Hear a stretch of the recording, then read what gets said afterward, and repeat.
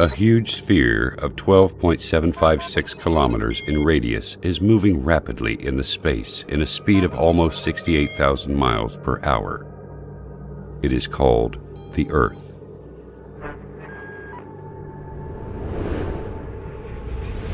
The Earth is surrounded by an atmosphere of 5 layers consisting of hydrogen, oxygen, and inert gases. At the same time, the Earth rotates around its axis at 1,000 miles per hour.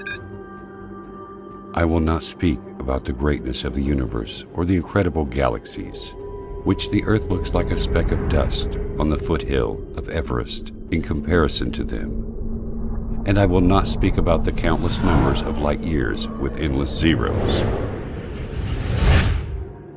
I have heard a lot of talking from the atheists in the world. But the thing they say, and I did not understand until now, is that they do not believe in God because they cannot see Him. I do not know how they cannot see Him, while I can see the creation of God all the time, in every inch around me. Why does water have very unique properties in comparison to all other liquids? Why does Earth rotate in definite speed and in an accurate angle?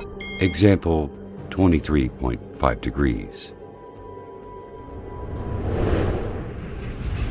Why is the Sun located at such an enormous distance and has such high temperature?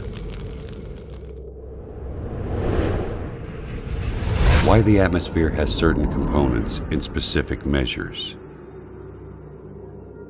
When you ponder on the answers to these questions, you will see the great Creator revealing Himself clearly. The Earth rotates around its axis at 1,000 miles per hour. Assuming that this speed decreases to 200 miles per hour, for instance, our night and daytimes would be 10 times longer. The temperature at the daytime would continue to increase till we burn, and the temperature at the night would continue to decrease until we freeze. Humans would not be able to organize their time, sleep, and work during the very long daylights or the darkness of night. All of the measures in this planet are regularized and adjusted for the benefits of one creature, the only creature that has a mind capable of understanding and realizing. Is there a message to us from the One who has created all this? Why the only liquid necessary for life is also the only liquid that decreases in density when it freezes and then it floats. If water was exactly like the rest of liquids in terms of characteristics, the seas, rivers, and oceans would totally freeze, and fish and animals of seas and oceans would die. Without the Sun, we would not be able to live on this planet. It is a sterilizer and light. The temperature on the surface of the Sun is 12,000 degrees Fahrenheit, and the distance between the Sun and Earth is nearly 93 million miles. This enormous distance is constant. It never changes, whether to increase or decrease. If it decreases and the Sun becomes nearer to the Earth, half of the distance, for example, the paper and wood will immediately burn. And if the distance increases to the double, the severe coldness which will happen because of the big distance will end life on Earth.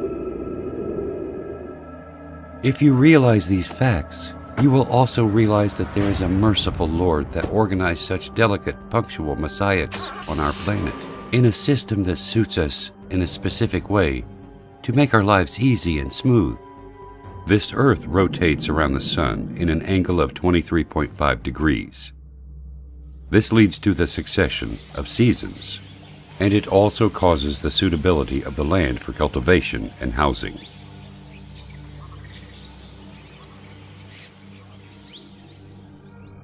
If Earth was not rotating in such accurate angle, the seasons would remain constant in every part of the Earth, and darkness would cover the 2 poles.